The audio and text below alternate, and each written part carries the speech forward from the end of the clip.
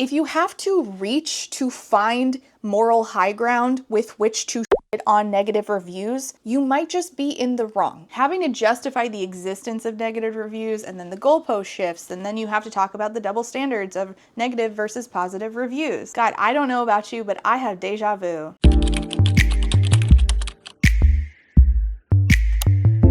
Hi, my name's Rachel, and we're talking about are reviews for everybody or are reviews for readers discourse again. Today we're talking about negative reviews versus positive reviews, but really we're focusing on negative reviews, who they're for, who they can be used by, should they be helpful, what does helpful mean? Because in this community, often you have to tell people that reviews are valid as long as they are not lying and they are not bigoted. But even sometimes I learned while doing research for this video that bigots writing reviews sells books. If your metric for a review existing is does it sell the book or not, which for some reason a lot of readers feel like that's the reason reviews should exist solely, well, people saying this book is too gay is apparently selling books. Do with that information what you will. No, I don't think that bigots should review more. I think they should be quiet. I just had to have this conversation yet again on Threads where we're talking about having to justify the existence of negative reviews, and then the goalpost shifts, and then you have to talk about the double standards of negative versus positive reviews. I did some polls again. You may have noticed I love to do a poll and tell you about audience feedback. One of the things about having a larger audience is I can get an awful lot of feedback, which is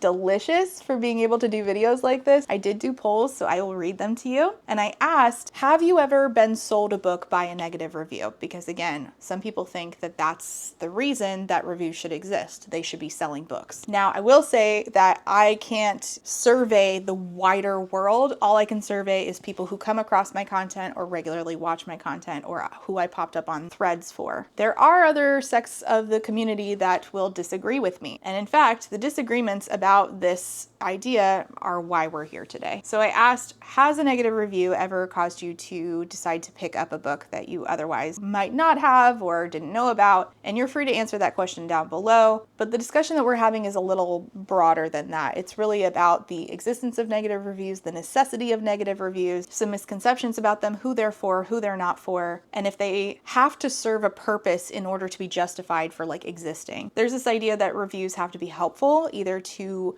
other readers or to authors or both. My take is reviews are not for authors, reviews are for readers. They can be just for the reader who writes down in Goodreads, read these dates and didn't like it, or read these dates, loved it. And they're just cataloging their own stuff on Goodreads and using that to track their own reading. I'll get more into this later, but reviews aren't usually made with the thought of helping an author. That's normally not the priority. Yet I see time and time again this demand from fellow reviewers that we do use our reviews to primarily help authors. Now, this may not be worded exactly like you need to write things in order to help authors, but if you interrogate what they are saying, which is normally you need to be more helpful, the question becomes helpful to whom, and then they typically answer the authors. Sometimes they'll even say, well, if an author wants to use your review for marketing and all you've written is this book stinks, how is that helpful?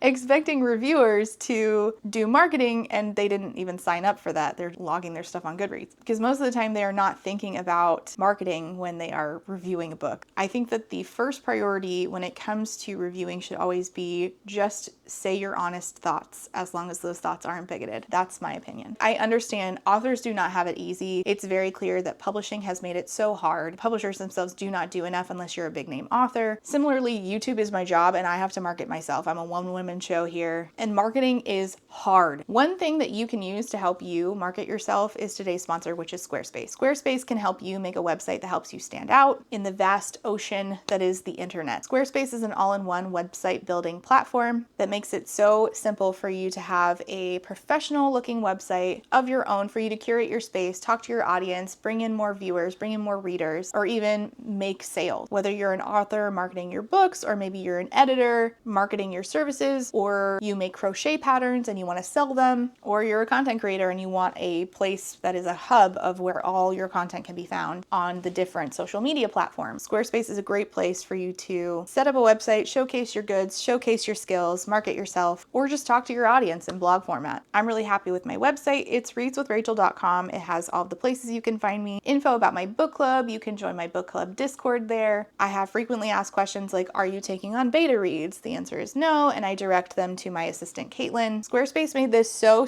easy for me because I don't know anything about building a website, but they have great templates that you can follow, and I just customized according to my preferences. So whatever it is that you do, whatever creative thing that you love to do, whether you're an editor, reviewer, an author, or you're just marketing your product, Squarespace can help you customize a website, build it to your preferences, and even if you're not familiar with something like e-commerce, which can be really difficult to navigate, Squarespace has e-commerce tools and a custom merch service that you can utilize without having to worry about inventory and shipping. Whatever your online presence is, whatever your business is, Squarespace can help you organize it, market it, find your audience, and even get some sales with a beautiful website of your own. For a free trial, go to squarespace.com, and when you're ready to launch, you can use the QR code on the screen or go to squarespace.com/readswithrachel for 10% off your first domain or website. That's squarespace.com/readswithrachel. The link is down below. And thank you so much to Squarespace for sponsoring today's video. Okay, getting back into it, and I only have an hour less than an hour to film because my kids are on summer break and I only have childcare for a few hours, and putting on my makeup took forever. This is going great. Also, all of my notes got messed up. So I have some basic thoughts over here, but my script is gone, which is the second time this year I have been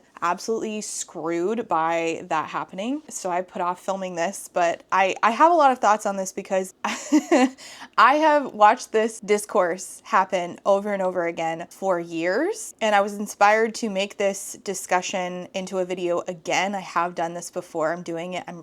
This is the 2025 version because of a few posts on Threads. But I've seen this discourse happen over and over for literal years. And I have a lot of opinions on this, but so do y'all. So I try to bring you in on this. Last time I did this, I did polls. I'm going to reread the polls for the new audience on the opinions on this. And I also asked my audience again to give feedback. We have Threads now, so I have a new place to bring in some new people. And unfortunately, Threads is sort of the bad place, we've come to realize. We thought Twitter was bad. Threads is woof. One whole yike. Disclaimer, these are my opinions. I'm willing to be wrong. I'm willing to be in conversation with you about them. I'm giving my opinions. I'm giving community opinions. Let's chill out in the comments and not be dicks to each other. Can we agree to do that? Let's talk about what happened on Threads, yeah? So first was the issue 10 days ago or so now where a reader saw a post about a book getting adapted into a movie and rethreaded this post saying 2 words. Why though? Obviously, we can assume that the reader does not like the book that is getting adapted. That one reviewer who said why though got dogpiled because the author showed up and got snarky. The author responded just to annoy you. So because the author showed up, got snarky, then that ended up pushing this into the feed of the fans, and then the fans dogpiled. But this clapback caused a ripple effect. People started having the conversations of, well, this is a reviewer in a review space. Well, it's not a review, it's just 2 words. Who are reviews for? What is a review? Are negative reviews bad? Are authors allowed to clap back at any time, even if this is a reader space? What's a reader space? Now, I could do a whole video on each and every one of those questions, but today we're going to talk about only a few of them because I think from that post spawned this post. I think it feels icky when people with a lot of followers make negative book review right before a book comes out, basically discouraging people from reading the book. So people came in and said, negative reviews have their place in the conversation around books. This person came back and said, so I agree with several of the responses that an honest review is helpful. However, saying this book just came out and it sucked without any reference as to why you didn't like it is not helpful. I think it's funny people are commenting about ick because they think I want to mask reviews, which isn't what I said or meant. But this follow-up is also not what you said originally. We've shifted the conversation from, I don't like that large followings do negative reviews in this person's opinion, which I think is not factually true, discourage people from reading books. But now it's shifted to, well, if you're gonna negative review, it has to be helpful. So I said, why is every review required to be helpful? How do we decide what is helpful and what isn't? A reviewer that I've followed and have the same taste as says this sucked, that might be helpful for me. I do think that it is rude to just like wholesale write off negative reviews. Again, that's my opinion. Asking people to withhold reviews and therefore information until a certain time period is centering the author and the author's potential to make money rather than centering the consumers who spend money. And further, a book review that is negative, no matter when posted, is not always going to discourage people from reading a book. In fact, I'm going to bring this up. I have done polls, and the polls that I have done imply that the opposite is true. Now, you have to take a survey for what a survey is. It's a survey of a particular group of people. I only have access to people in the book community. I did not go out into the wider world and, ask people, when you do pick up a book, how do you pick up a book, right? Take that with a grain of salt. But again, this is not the first time that I've seen this discourse. I saw this discourse happen years ago, and it was really frustrating to watch because it was started by another creator who had consistently started talking about negative reviews. Listen, I think that reviewers and authors working together is so great, but I think that we have to recognize that relationship can become parasocial, and sometimes we as reviewers will want to people please. It is a red flag for me when a reviewer starts to say, I don't want to do negative reviews anymore because I am friends with authors and I don't want to hurt authors' feelings. Once you have done that thing where you're centering authors' feelings, that to me tells me that I can't trust you to say honest opinions about a book publicly anymore, and therefore you can't help me find my next read. And a lot of this is going to be, who is the right reviewer for you to follow to help you find your next read? That too is very subjective. All of this is. So the creator, it was years ago now, started to say that they didn't like negative reviews, or of course they added the caveat, it's so cyclical. It's the same arguments made every single year. They don't mind them as long as they meet certain expectations, right? Now we've put rules on negative reviews that we simply do not put on positive reviews. They have to be helpful, they have to be critical, but they can't be too mean, but they don't, say what's too mean versus, and even that is so subjective. So I was reading through the comments of this post that they made, and here is some of the comments that I read. Yes, I feel the same. Also with YouTubers who do, I read XYZ so you wouldn't have to. Putting real good energy out in the world by judging other people's tastes, but still making content for their own benefit out of it. Somebody answered by saying, this right here, they don't like it, but they're going to use it to make content for themselves and benefit from it, making sure they take advantage of the popular books hashtags for even more engagement. Plus, it's just annoying to me when people do this stuff to seem superior and edgy. There's just a lot of assumptions being made here. It seems to be centering one group of people, and it's also saying if a review is not helpful or at least palatable, that's what we're really talking about, is palatability. If the negative review is not palatable to certain people, it is therefore invalid, which is just not true. Further, negative reviews are typically not about anything other than the book's content, typically. When I review a book negatively, it is not about the author, unless the author is like a bigot or I need to explain that something in the author's real life is contextualizing what we're seeing in the book, right? I do this a lot with Christians. But when I talk about a book, when I say, I read this so you don't have to, what does that have to do with people who have already read it? Why would I be shitting on somebody who read it and loved it? That doesn't make any sense. Like it is implied in the name, so you don't have to. Who does that apply to? People who have not read the book. There's a lot of assumptions of intent placed on negative reviewers. I'm gonna do a video eventually on the morality of hate reading, whether or not it is immoral. And honestly, I could probably make the same arguments in this video. A lot of this just overlaps to the point where it's a circle, right? But a lot of this is moral grandstanding. I don't like negative reviews, they're mean. And then when you say negative reviews have to have their place, otherwise we're lying to consumers, they have to find the moral high ground again. So they say, well, negative reviews are mean. And now they found a way to talk about negative reviews from a place of perceived righteousness, because negative reviews are seen as not being righteous. They are seen as mean. And some of it is just absolutely made up, like saying, that's really mean to say that you read it so that somebody doesn't have to. That's really shitty for the people who like it. It doesn't have anything to do with them. You just made that up. It is not directed at the people who love the book. It is actually for people who have not read it. It's implied in the title. If I'm saying, I'm gonna go try this new pasta restaurant so you don't have to, and I'm gonna come back with my opinion, I don't know how anybody would possibly make the argument that I am shitting on somebody who likes the pasta restaurant. I went and did a specific thing for a specific audience. What do the fans of the restaurant have to do with this conversation? If you have to reach to find moral high ground with which to shit on negative reviews, you might just be in the wrong. Further, most negative reviews don't bring up the people who like the book anyway. Now, I think that there are some reviews, and I might have done this in the past, where I'm like, I don't know how anybody likes this. If you like this, you're stupid. I reserve that kind of critique specifically for fundamentalists now. And I might have done it in the past, but I wouldn't do that now because I do think that that's not an okay thing to do. But most negative reviews that we're talking about aren't doing that. I go back to the food conversation every time because it's very easy to understand book critique if you contextualize it in the same way that we talk about food critique. If I'm sitting at a table and let's say I am talking to people who do like the book, let's move it over to tacos, okay? We did pasta, let's do tacos. If I'm sitting at a table and I am in conversation with people who like sour cream on tacos, me saying, I don't really like sour cream on tacos. I don't like that texture. I don't like that taste. I would prefer to have avocado. I'm way more of a guacamole girl than a sour cream girl. Sour cream typically hurts my stomach. The vegan kind I don't really like. None of this is about the person who eats and enjoys sour cream. And I have done this. I have literally done this in person. If I sit at a table with a group of people who love Fourth Wing and I say, I didn't really like this book. I don't think the world building makes any sense. I really don't think that the military structure in particular makes sense. A lot of the dragon lore does not make sense. I don't like the characters. I feel like this is very insta-love. It doesn't make sense that they have the hots for each other this soon. What else do these people have? They're already in love, but I feel like I barely know them. None of that is about the people who like the book. All of that is about the book. And as I'm saying this out loud, I don't even feel like I need to explain this to other adults, but I'm on threads that I've been in the book community for years, and somehow these are things that I need to explain. Now, reviews are for readers. In my opinion, reviews are for readers. Reviews are not for authors.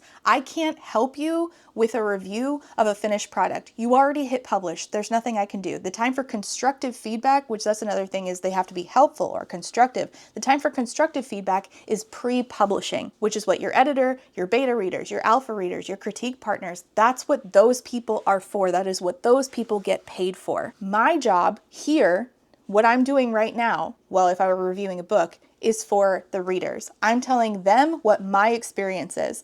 Now, again, going back to the restaurant thing, I'm not discouraging you from reading a book. I can only go to a restaurant, tell you what my experience was. What was the ambiance like? What was the food like? How many different things did I try? So like, how far into the book did I get? If I'm doing a DNF review, which I can do another fucking video on DNF reviews because apparently we have to have that conversation too. How much of the menu did I try? I can't go to the restaurant and order for you. I don't tell you what is right for you personally. Maybe you have allergies. Maybe you just don't like shellfish. Maybe you're vegan. I don't know. What I can tell you is I can tell you what I ate, what my experience was, and then you take that information and you yourself, knowing who you are, what kind of reader you are, what kind of person you are, you take that information and you file it away as information that you use to decide on your purchasing choices and how you spend your time in your reading hobbies. That's all that reviews really are for. Negative reviews, positive reviews, reviews are for readers. I previously have done polls. I have asked people, has the culture of online reviewing ever made you feel as though the author's feelings about their own work should be a priority in your reviews? 10% said yes, one time, 28% said yes more than once, 24% said never,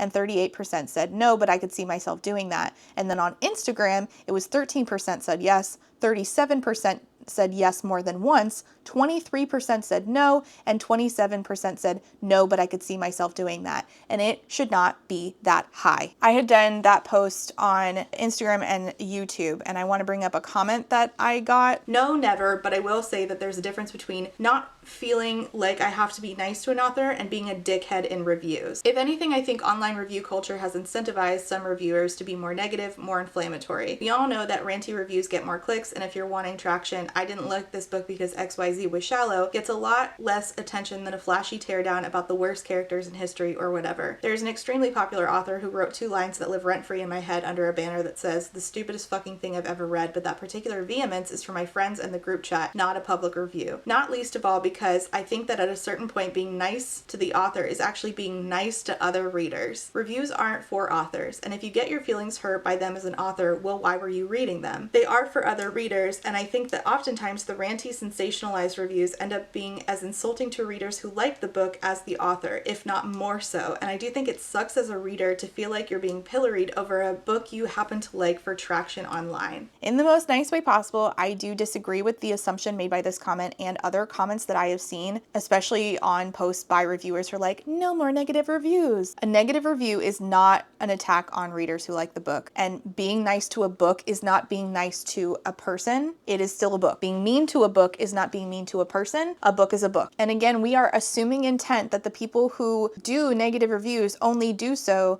that they gain traction online. And we only assign that specifically to negative reviews, and we assign it as a moral failing only to negative reviews, which is weird to me. Aren't we all posting on Goodreads so that we can talk to each other? Although, no, that's not true. Not all of us are posting on Goodreads so that we can talk to each other, which is what I found out by posting on Threads, which I'll come back to. Wow, we have a lot to cover today, don't we? Let's say you are a person who did join Goodreads, not just to track their reading, which some people do, but to be in conversation with the community, right? If you have a huge conversation under a negative review, that's bad. If you have a huge conversation because of a positive review, that's good, it's fine. If a positive review gets an absolute megaton of attention, but if it's a negative review, that's a moral failing on the reviewer's part and anybody who took part in it. But to me, both are just opinions on a work of fiction. The double standard is also present in, if I say I like Divine Rivals, I am not saying your take on Divine Rivals is shit if it's anything other than this book is 5 stars, right? I love that book, but my love for that book is not an automatic assigning of value onto people who don't like the book. I don't know why we play different rules for positive reviews and how we think of them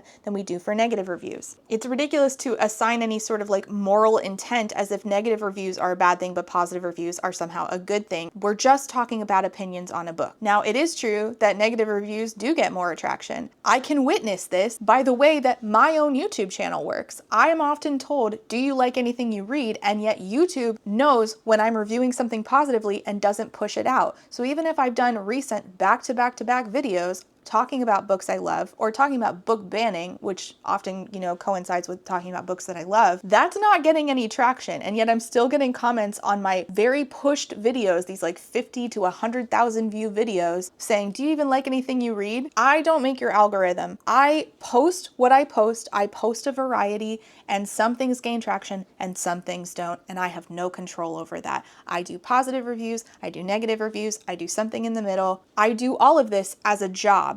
But if I do a positive review, people are like, that's a moral good. You should get paid to do that. But if I do a negative review, how dare you do your job? By the way, when I say get paid, for anybody who's new here, I get paid through YouTube ad revenue. And if the video is sponsored, I get a sponsor pays me. I'm not getting paid for the book itself. Typically, people do click on negative reviews more, and we've talked about this. We've talked about why this is. I have a whole other video on it, and it's because people like to commiserate, people like to laugh. Negative reviews are typically funnier. Most of humor is just talking about stupid, relatable stuff, and that's often what a negative book review is. It's just, stupid, relatable shit that humans mutually do. Commiseration is funny. So I think, and obviously this guy who got really mad in my comments disagrees, but okay. I think that negative reviews and positive reviews are both neutral, unless you're being a bigot or you're lying, intentionally lying. If you, make a mistake in your review, okay, whatever. But if you are intentionally lying or intentionally being a bigot, then I think that that is a moral failing of a review. Examples of intentionally lying about a book are book banners. Book banners do this regularly. You can check out my resident county book banner, Julie Gebhardt. She is regularly lying about all kinds of books. The Bluest Eye by Toni Morrison, All Boys Aren't Blue, Assassination Classroom, even middle grade novels, beloved ones like Front Desk by Kelly Yang. You will see that book banners often lie in reviews. That is a moral failing. Same people, other people do it, but often the same people will be very racist or homophobic in book reviews. I think that that's a moral failing. I think that's shitty. Now that standard applies to negative reviews in a way that it doesn't apply to positive reviews, because I think you'd be hard pressed to find a positive review that's also being homophobic. I'm not saying it never happened. It's just that that's why you find that standard for negative reviews being applied, but not positive ones. But people do lie about positive reviews. And who are they trying to help when they lie? The author. And so when we say a review needs to be helpful, it goes into that question of helpful to whom? Who was this review written for? Because I think the only thing a review should be is honest. I don't think that you should lie, whether you are lying about a book negatively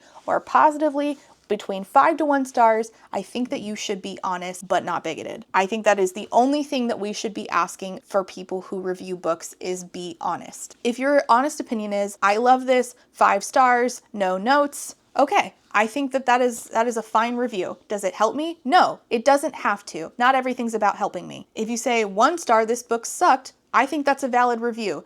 I think that on both sides of the spectrum, they are valid. Some people are going to want to center other readers when they do their reviews. They're going to be wanting to give a ton of detail. Great. Some people, when I asked who are reviews for on Threads, some people said they're just for me to catalog my reading. And that is also valid. So when you say things like a review has to be helpful, no, it doesn't. It doesn't have to be helpful. Great if it is, but it doesn't have to. Goodreads does not exist for the purpose of helping solely. Goodreads exists to catalog reading. I am in the book community. I'm on Goodreads. I have a following. I know that my reviews are going to be read and interacted with. My sister, also a reader, is not in the book community, uses Goodreads. I think she catalogs her reading on it, and sometimes she just scrolls through reviews. My husband, he catalogs his readings on there. I think maybe he uses star ratings. I don't know. Goodreads can be used however you want to use it, as long as you're not being a bigot. Now, what's really interesting about this, and I have so many video ideas. When am I actually going to do them? One thing that I have to bring up in this conversation is the fact that the way that y'all hate negative reviews and people who do them and your parasocial relationship with authors has never been clearer to me than when I get these emails from Goodreads. If I do a negative review about certain authors' books, within days, Goodreads is letting me know that somebody went through and reported multiple of my reviews. It's important to note that the reasons that Goodreads takes issue with my reviews differ. Sometimes I'll say reviews are for readers in a review, and that will get reported, and then they will take it down for talking about the author, which I'm putting in quotes, which saying reviews are for readers is not talking about the author, but okay. Sometimes I get in trouble because I just link to a YouTube video, and Goodreads doesn't like that. That I don't really care about. I'm more trying to get clarity on things like this, where I get reported for doing too many quotes. And by the way, in this particular case, the too many quotes was literally 2 quotes. My question is, if I go and report all of the similar reviews of Six of Crows that are 5 stars, are you going to take them down for the same thing? Or do we only have that standard for negative reviews? To which Goodreads does not reply to me. So y'all who hate negative reviews and who have parasocial relationships with authors, y'all are going and reporting negative reviews, and you are demonstrating so clearly your double standards. And I just want to know why double standards are good enough for you. Why do you want to cultivate a community like that? We should be able to give opinions on a book without having to consider the author. If the opinion is just about a book, and I do maintain that just saying why though about an adaptation is still an opinion on the content and not on a person. That was my perception. Maybe the reviewer can clarify, but that was my perception of that thread. It's not just that reviewer, how many times has this happened where an author has gotten mad? Why on earth should I need to tiptoe around other people? And that's the problem, is that people do feel like they need to tiptoe around other people. I shouldn't have to worry about an author's feelings in my review. I'm talking about a book. I definitely shouldn't have to worry about readers who love the book or who are super fans. It is not my problem that you have a parasocial relationship with an author. That has nothing to do with me. I don't know why the author would be reading negative reviews, but I certainly don't understand why. If you know that you're a fan who can't handle your favorite book getting roasted, then I don't know why you're in negative reviews. But the authors in particular, I don't understand why you would be engaging with your negative reviews. I'm going to bring it back to lying in reviews, but I have to do this without naming names because I want to make the point. I don't want to have the discussion with these people in particular. So I'm going to leave names out of it. There's an author. I reviewed their book. They know about it. They're not happy about it. Recently, they got very upset. They decided to talk about it. They claimed that they didn't watch the video and then named a bunch of very specific things that let me know that they did in fact watch the video. In looking into the reviews of this person's book, I found one from a while ago that proved to me that I was right. I'm gonna play it for you because not only was I right about this author creating a culture in which they made it so that readers felt like they had to be nice, but it made a culture in which other readers got lied to, which led to this huge problem of mismarketing becoming a problem that even reviewers participated in. Readers and reviewers are supposed to have each other's back. Who else is going to? But this reviewer admits that they lied about the book and that now they regret lying about it. So the video, and I'm gonna blur it out, the video starts with them saying it's their original review, and then they stitch themselves and they're like, let's talk about lying about reviews. And I think that this was so brave of them to do this. I really do, and I'm really glad that they did it. And for their privacy, just in case they don't want it to be on the internet forever, I'm gonna blur them out, but I'll leave out any identifying information. I just want you to see that when we center authors instead of readers, this is what that looks like, and this is what it looks like when a reviewer realizes that they have done this. Hits the spot. It is absolutely everything that it was advertised as, and even a little bit more. Let's talk about lying. I lied. Privately, I was incredibly disappointed in that book. I gave it about, I think it was like between 2 and 2.5 stars. And I think it was mostly because it is a beautiful portrayal of grief. But the book itself was not what it was advertised to be. So I did take a lot of issue with that. There were a lot of, it does touch on, you know, thoughts like that, which can be very dark for a lot of people. I do agree with some other content creators that said that there should have been trigger warnings for this, and I wish there had been. I would have still read it just to make up my own mind, but I do regret not giving a proper review. I did feel bad because I know that it's a debut novel and she's a brand new author. I don't have issues giving bad reviews to established authors, but when it's your first book, I do kind of give, I guess, more grace, and I try not to publicly like shame it or anything like that. And I honestly, I think I should have just kept my mouth shut and not lied. But that's exactly what I did. I was terrified of, you know, people killing me in the comments because I know how highly anticipated of a book it was. I actually have a really great example of what she means by people piling on in the comments, because there was a reviewer a few months back who reviewed a debut book just like she was afraid of doing, and they gave it a, in my opinion, pretty middle of the road review. But because, again, this is all so subjective, that reviewer did get kind of piled on in the comments. There were even TikToks made about this review saying that it was mean. And the review, I'm going to play it for you, and I'm also going to scroll through the comments so that you can see people arguing about, is this even a review at all? Is it even helpful? Is it this? Is it that? And putting these parameters on whether or not this person should have give this, again, in my opinion, very middle of the road, not all that mean review. People talk about this book on Book Talk saying it's the best fantasy romance book that they've read all year. It's their new #1 read. It's going to be the next big fantasy romance book on Book Talk. I went and picked it up. It was The Lies of Lena. I have to say, guys, I don't understand the hype. I don't like to yuck on someone's yum, and I also think reading is so subjective. What one person likes, someone else will dislike, and vice versa. So I typically don't really sit and make videos talking about the books I didn't like, but I am getting so many messages and comments still to this day telling me that I need to read this. Someone said it was better than Kingdom of Ash. Guys, I don't get it. What am I missing? What am I missing? Genuinely. I think that when there is a big popular book on Book Talk, typically I can read these books and go, yeah, I understand why it's hyped or popular, or it's not for me. This is the first one that I have read where I genuinely am confused of why it is so big and why everyone loves it. I want to go into a book that everyone else is giving 5 stars and raving about and loving and saying it's their new favorite read. I want to go into it having those same feelings. I want to love it. And I've really tried. I read book 1 and I read book 2 because everyone said read book 1, get past 60%, after 60% when there's a time jump, you'll love it. I read the time jump.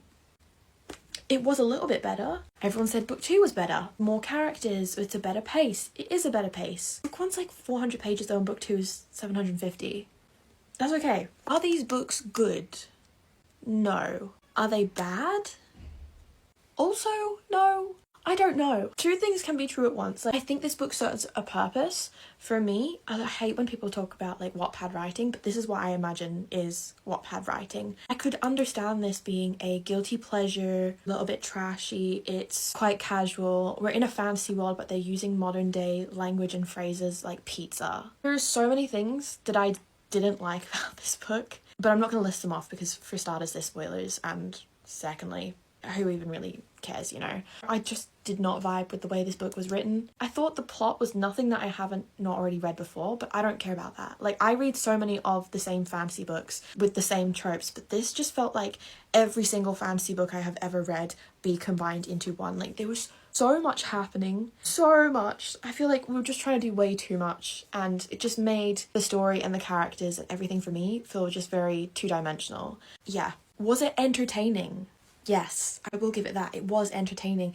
There's drama and toxicity with relationships. It is dark. Check the trigger warnings. I like a dark book. I like a dark fantasy romance, but yeah, this was hard to read it sometimes. It was really hard for me to judge this and to read it because it wasn't an immediate DNF. If I really, really hated it, it would just be a DNF, you know. But the plot points and the drama, the entertainment, the trashy, guilty pleasure type of vibes I was interested in, and that kept me hooked, but I hated the execution of the story and every major plot point or plot twist that, you know, like keeps you engaged and you're like, oh, I want to know more, I need to find out what's happening. The way that they came about, I just hated. Anyways, don't let this put you off the book. Anytime I say I don't like a book, it actually encourages people to go up and pick the book even more. So go for it, go and read it. I'd love to hear your thoughts on this. I just don't think this is a book for me personally. So many people that I love who have similar opinions to me and book taste and preference loved this. Again, some people are saying this is the best book they've ever read in their life. Unfortunately for me, this is going as one of the worst books that I've read ever. The Lies of Lena, guys. For every negative review that is catching fire that you think is a moral failing, there's a shit ton that don't exist because the reviewers don't feel safe to say things. They fear reader backlash from the fans, they fear negative backlash from the author, and then they don't post negative reviews for that reason. So I think it's safe to assume that the traction that a lot of those reviews end up getting, or at least a percentage of them, is, I assume, from people who said, oh my god, you said what I felt like I can't say. I did ask people, do you ever not review books because you're worried that the fans of this series will get upset? Which means, by the way, again, that we are missing out on opinions and reviews and feedback simply because of fear, which is not something that you think is, you know, passable for positive reviews. I specifically asked this on TikTok at one point, and mostly on on TikTok I got answers that said yes. Instagram I also mostly got yes, but to give you an idea of what people were saying specifically, I'll read some comments, and also the percentages were 15% said yes, 46% said yes more than once. 46% said yes more than once they have been worried about fan backlash. 16% said no, never, and 23% said no, but I could see myself doing that. Again, it should not be this high. Beyond half of people feel like they can't be honest for fear of reprisal. Imagine how many reviews we are missing, how much information that would help consumers decide whether or not a book is for them we are losing out on simply because other people can't behave about a work of fiction. There are some comments I want to highlight from this. I think as a woman of color, if I feel an author has a large fandom who may get mad at me, my opinion, I have to decide if I'm willing to put up with intense backlash from a fandom that can quickly descend into cruel words and remarks. Often, I just don't engage with books, works, in very toxic fandoms. Another person, I moved to Storygraph for this reason. Books like Divergent, series that I really didn't like from the get-go but were super popular at the time, were scary to review, particularly as a young person who gets scared of adults online. Similarly, books like Ender's Game and The Giver, at the time I didn't really like, but everyone I knew loved them, and online they were popular in the spaces I was in. Now I can confidently say I didn't like them, but to each their own, and now that I'm older and on a much more pleasant community on Storygraph. Another person, honestly, the reason I don't really interact much with the book community is this reason, plus the fact that people can get so aggressive when you have a different book preference or opinion on a book than them. I don't know, I know it's not representative of the entire community, but it's a large enough portion that as an autistic person who has social anxiety, I don't feel safe being active in those spaces because I know people will be awful to me. Like, I already feel anxious enough trying to build my art platforms. I don't need to add book community drama by expressing my opinion only to get dogpiled by fans of a series. I can see myself doing that because I have BPD and anxiety. The fear of getting attacked for my opinion makes it hard to review honestly. Another person, I once got an ask on Tumblr as to why I don't like Harry Potter, and I wrote a lengthy explanation as to why. Then the next morning I got an anon with a death threat. I've also had other encounters with HP fans that get crazy defensive of the series. I'm also just naturally a people pleaser and don't want to say bad things about a book if I don't like it. Another person, very much so. One example I gave last time too was Game of Thrones. I really didn't enjoy it and I struggled to finish it. Part of the problem was the translation to my language, which sucked. I kept a list of misspellings and I could translate every line back to English in my head word for word. I swear they should have used Google Translate and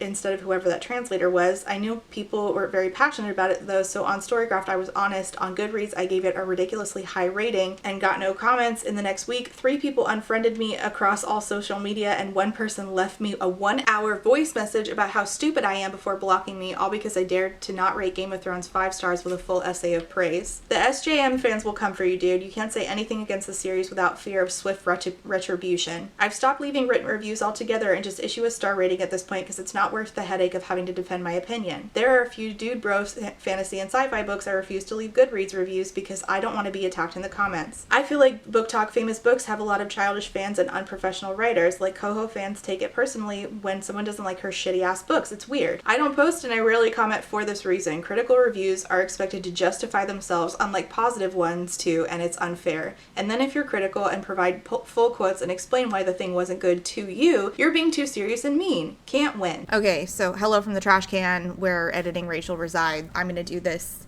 and this because it's just easier than grabbing screenshots and then editing in the screenshots. Think smarter, not harder. Did I say that right? I don't know. My kids are home on summer break. I'm exhausted. We're talking about, has a negative review ever sold you on a book? Now, I put this in Instagram, Threads, and my YouTube channel. On my YouTube channel, we're going to go through that first. I put it as a poll. I have learned to do button smash because otherwise people want the button smash and then they just click a button. So I did the button smash for people who don't want to do the poll but just want to see the results. You're welcome. Has a negative review ever sold you on a book? About 4,000 people answered this poll. 56% said yes, 20% said no, 25% said button smash, no opinion. So negative reviews, according to 4,000 people that I polled on YouTube, do in fact sell books. The overwhelming majority say that they do sell books to them, and I asked them to elaborate in the comments. Absolutely, negative reviews often go into decent detail about what was a deal breaker for them, so if those same qualities don't bother me or are my preference, and I was already interested in the premise, that information can make me decide the book is indeed worth trying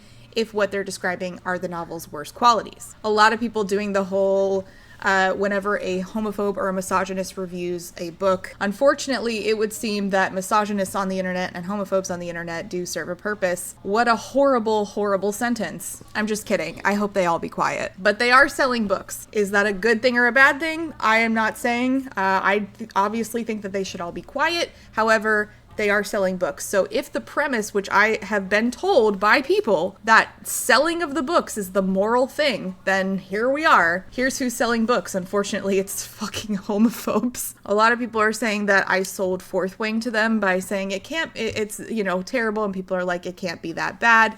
It was that bad, according to this person.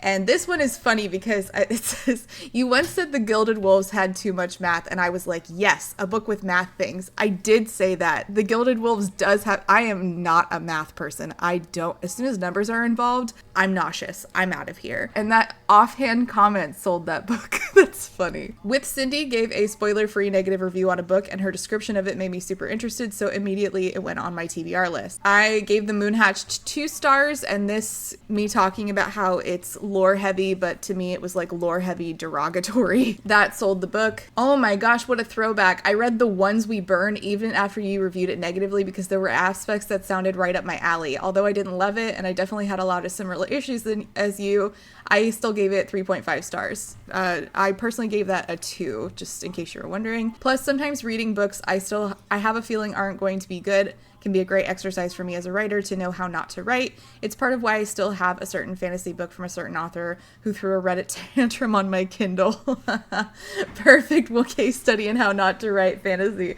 Pretty sure I know who that's about. A lot of people are being like, if a reviewer again is bigoted and they're like, oh, it's too woke, I get intrigued. Oh, Heather, what's up? A 1-star review sounded exactly the happy read I needed, and it was 5 stars. Yeah, I've said this before, and I'll say it again. There are 2 reviewers that I have followed religiously for years on Goodreads, because as soon as they 1-star a book, I know that's the one for me. A review off this channel for the book Wicked Saints. I had just bought it, not knowing anything about it. The review came up, and hearing everything that was said, I was excited to read it. So I think I only gave Wicked Saints like a 3. So it's not even like negative reviews exactly. It's that anything below 4, like, they still are selling books, which is going back to the point of, you know, somebody saying, somebody with a big following posting a review before release date discourages the book. And, you know, authors are often like, please don't post a review if it's below 4 stars, which is in the United States violating FTC guidelines, and I wish y'all would stop doing that. But it's also just not true. According to what reviewers are actually seeing in our comments when we bring this to our audience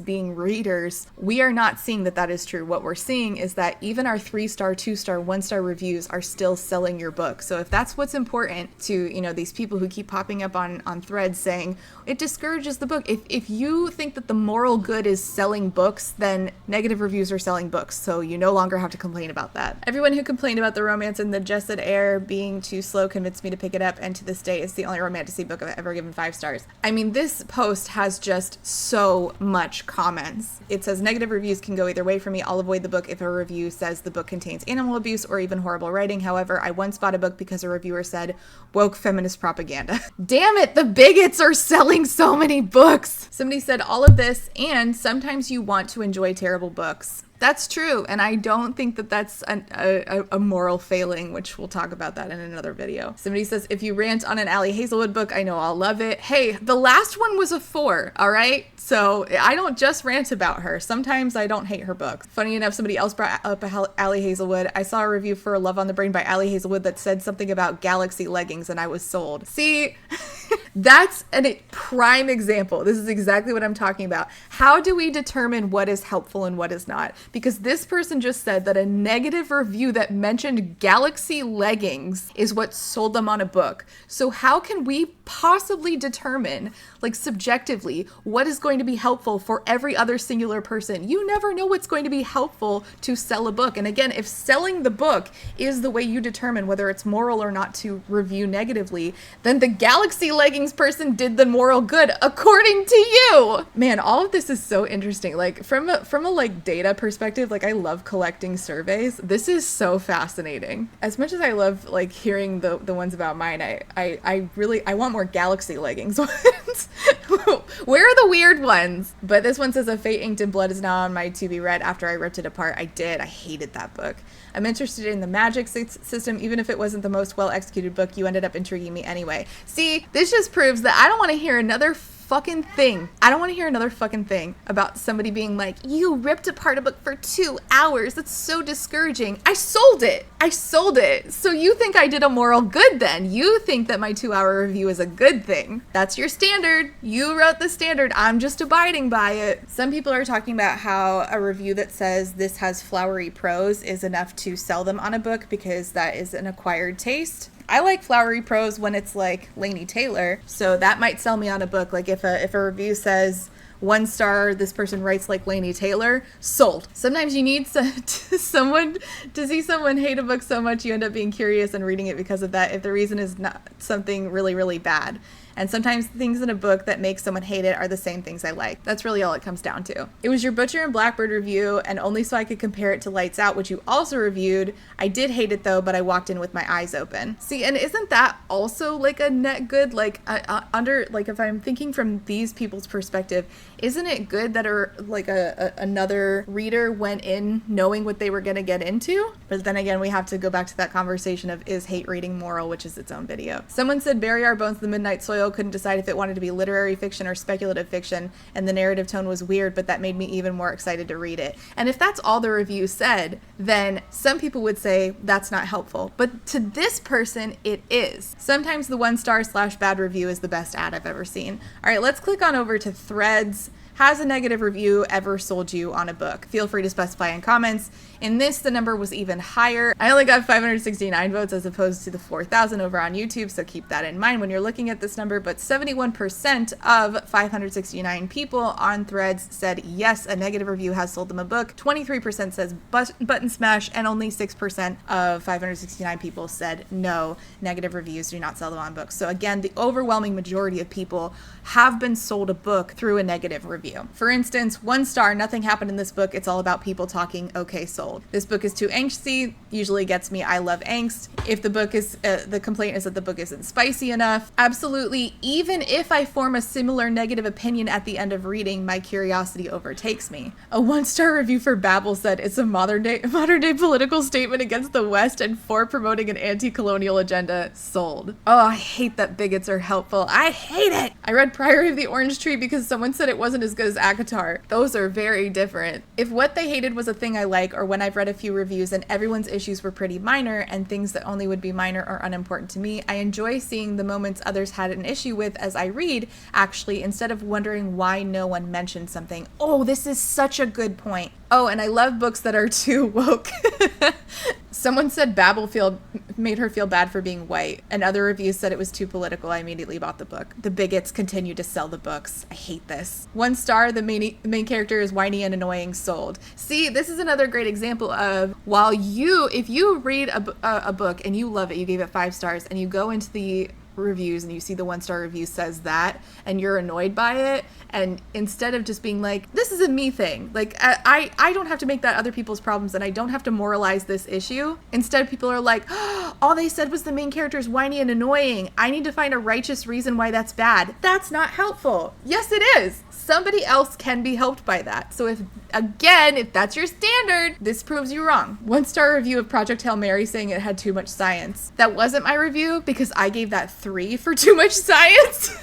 But I agree. And I'm glad that it sells people. And in fact, like, the reason why I gave my mom's husband Project Hail Mary was because I felt it had too much science and I was like, this is perfect for him. My trash, his treasure, yada yada. You made a few rant reviews that made me want to read a book. One in particular was your review on Guild by Raven Kennedy. Listen, that book is terrible, but I maintain that I love the sequels. Too gay, too dirty, too complicated, so boring, nothing happens. This would be a pretty good ghost story if the characters didn't stop all the time to have sex. And that's why you read the book. This person says, a review doesn't sell a book to me. I check it after to see if people agree with me or not. What sells a book is when I see people constantly talk about it in conversation, or they wreck it based on tropes, the vibe I'm looking for. The latter works best for my enjoyment. So this goes back to, like, reviews are used for a myriad of purposes. Sometimes they are used before a reader decides to read a book, and sometimes they are used after a reader decides to read a book. Either way, again, in my opinion, reviews are for readers. But this just goes to show that we cannot assign, like, this is how things have to be. They have to be helpful. They have to be this amount of helpful. What is helpful? Because these people are saying that the most random galaxy-legging shit is helping them decide whether or not a book might be for them. So how are we determining what is helpful and what is not? And again, the only help isn't to whether or not you should buy the book. Sometimes the help isn't after the people have read it. Some people just want to commiserate. Some people just want to say, yes, exactly, that's exactly how I felt. Reviews are also for those readers. But I did ask on Threads, who are book reviews for, in your opinion? What purpose do they serve? Reviews are for yourself to more deeply engage with and analyze the material, and for other readers who might benefit from your POV. I agree. For readers. Reviews are for readers, but authors can benefit from them as well. One of the issues readers point out about my debut was pacing. I had no idea, and if it wasn't for them, I'd never have considered it. Critique partners and beta readers are great, but nothing compares to public criticism. See, that's interesting because I would have thought that a beta reader would have picked up on that, because that's that's exactly the kind of thing that you want your beta reader to pick up on. But again, like, you can only implement that feedback in your next book, not in the current book. So your next book might be able to benefit from it, but the current book, what can you do? I also think the purpose of reviews varies based on who is authoring the review. I say this as someone who has been cataloging books on Goodreads for half their life. Not all Goodreads reviews are intended to inform other readers. This is true. Goodreads still talks about being a social media site where people can see what your friends are reading and track personal books and reading. Most of the negative reviews I see people complaining about are just that. It's someone who is using the site as intended. Yes, I hated this is just how the person felt about the book. Somebody answered, people assume everyone is using Goodreads the same way when some people don't see themselves as a reviewer. True. Not everyone has to do the full breakdown or be particularly articulate. And of course, like, why do we have to? There is room for everybody. There is room for the people who do 6 paragraphs of breakdowns on Goodreads, but there's also room for the person who just says, I don't like this, 1 star.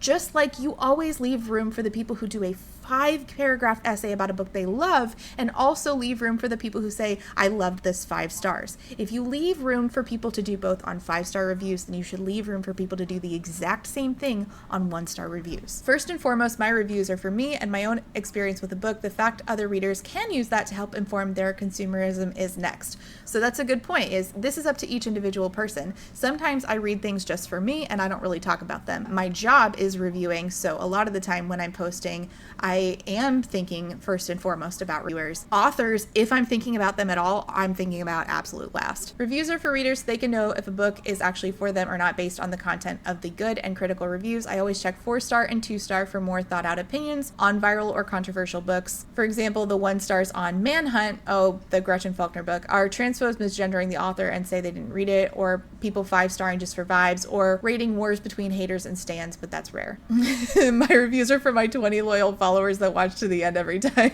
This says, they can be for writers or they can be for readers. They can be for both. Interesting takes. So some people don't want to hear that you have to pick a team or admit that they have. You either see your role as selling books for authors or advocating for readers. See, first and foremost, I see myself as advocating for readers if I'm reviewing publicly. I've appreciated and admired authors all my life, but I'm not talking to them when I'm giving my opinions and they're not tagged. Don't tag authors in reviews. Don't do that. We can talk about that in another video, but don't do that. Readers and the person giving the review are who reviews are for. The purpose is to allow people thinking about reading the book to decide whether there are things about the book that they would like or dislike enough to buy or not buy the book. For the reviewer, it can be helpful to get their thoughts out about the book. This type of curating can help the reader decide what they want to look for in their next book. My reviews are mainly for me. I'm usually funny in mine, but can also interlace it with criticisms and praises, but I also do it to give someone entertainment. That's another thing I do, is I do my reviews, I say, to inform and entertain readers. I don't write them hoping someone will pick up or DNR a book I rate. I also like that my reviews can connect with other like-minded readers because my book tastes and tastes are usually controversial and unpopular, so finding like-minded readers in that is helpful. I totally agree. They're all for me specifically, so after I read a book, I can check to see if other readers either share my opinion or are objectively incorrect. Movie directors aren't stalking people's letterboxes and Rotten Tomatoes accounts looking for feedback. Why should authors? It's fair. They're for other readers and archival for myself, and also that moment when you come across a review that is better than the book itself is just priceless. They're for spouses who don't read but want to get a book their bookish significant other will enjoy. That's a good point. They can also be used by librarians. I've seen librarians tell me that they use my reviews to help them decide whether or not to add a book onto their shelves. So that's who reviews are for, according to the readers in the community. And also, again, it is important to note that reviews do in fact, even when they are negative, sell books. But again, I have been participating in these conversations regarding negative reviews for years, and here are some things that I consistently witness. First is the shifting of the goalpost when it's pointed out that negative reviews do have a place in the art spaces. So that is what happened with this this thread that I mentioned earlier. The goalpost shifts from negative reviews are bad to, okay, some negative reviews are bad. Which ones? The ones that aren't helpful. Which brings me to the second thing that I consistently witness in this conversation, as well as the conversation that sparked this exact same video idea years ago: double standards. We never see the same stipulations. I've already said this, but like to close this out, we never see the same stipulations placed on positive reviews by the people who have an issue with negative reviews. So in this case, with this thread, the goalpost shifted, and now the issue is a negative review says, this book just came out and it sucked. This is now being framed as the problem, not negative reviews, but this one sentence not being helpful enough due to a lack of specification, I assumed, on what sucked. But we do not see this same argument being made by these same people for a review that just says this book came out just now, and it's amazing. Why does the negative review have to elaborate, but the positive review does not? So because of the double standard and because of the shifting of the goalposts, I am led to believe that the issue is not that negative reviews are unhelpful, or that they're done too soon, or that they're done by people with a big following, or even that they don't sell books, because we know that they do. I am led to believe that these people have decided negative reviews are immoral because I love authors and I don't want negative reviews to exist at all. I had gotten a comment at one point that said, I'm fine with negative reviews, but they have to be constructive. And again, this is putting this demand on negative reviews that we just don't set on positive reviews. We don't see a review that says,